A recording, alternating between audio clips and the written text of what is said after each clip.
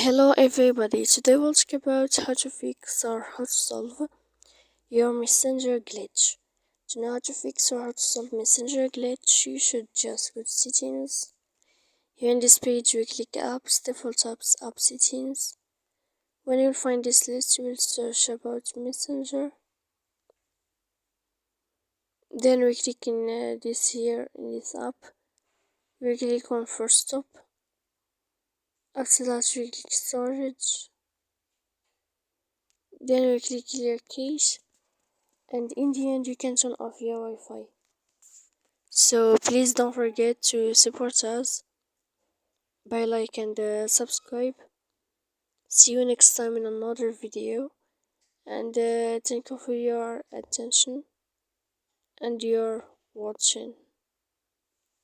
Goodbye.